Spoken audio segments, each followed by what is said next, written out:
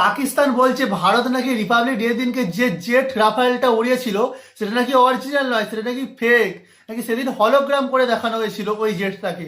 কারণ তাদের কথা অনুযায়ী তারা যে রাফায়েল জেটটাকে অপারেশন সিঁদুরের সময় ক্রাশ করিয়েছিল তাদের আকাশে, সেটা নাকি এই জেটটাই ছিল। তাহলে কি করে তারা এখন দেখাচ্ছে, এই কথাটাই তাদের প্রশ্ন।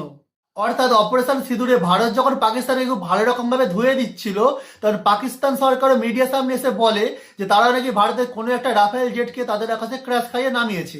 তখন ভারত সরকার জানতে চায় যে তোমরা আমাদের কোন রাফেল জেটকে নামিয়েছো তার টেল নাম্বার কত বলতে বা ফটো দিতে। তারা কোনো ছবি তো দিতে পারে না, উল্টে তাদের ইসলামাবাদের কিছু রিসার্চ টিম রিসার্চ করে জানায় যে হ্যাঁ আমরা এই নম্বরে রাফেল জেটকে ক্র্যাশ খাইয়ে নামিয়েছি।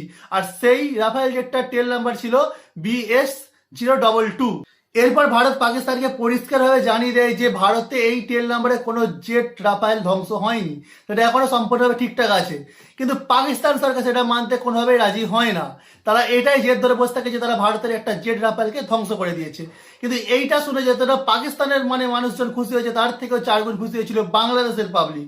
তারা এতই আনন্দে লাফালাফি করে বসে যে যেন মনে হচ্ছিল তারাই যেন ভারতের কোনো প্লেনকে ধ্বংস করে দিয়েছে। কিন্তু কিন্তু এখানেই সব থেকে বড় টুইস্ট। রিপাবলিক ডের দিনকে যখন ভারত সেই একই টেল নাম্বারের রাফায়েল আকাশের মধ্যে গর্বের সাথে প্যারেড করতে দেখা যায়, উড়তে দেখা যায়, তখন পাকিস্তানের মধ্যে অস্থিরতা সৃষ্টি হয়।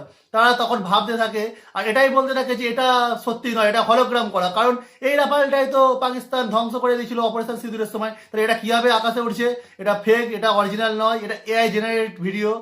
তখনই এখানে বোঝা গেল যে পাকিস্তান তাহলে সেদিনকে মিথ্যা খবর ছড়িয়েছিল। পাকিস্তান কোনো এরকম ভারতের কোনো জেট বিমানকে ধ্বংস করতেই পারেনি। এটা এখন পাকিস্তানের জনগণরা বুঝে গেছে যে তাদেরকে তাদের সরকারেরা মিথ্যা কথা বলেছিল।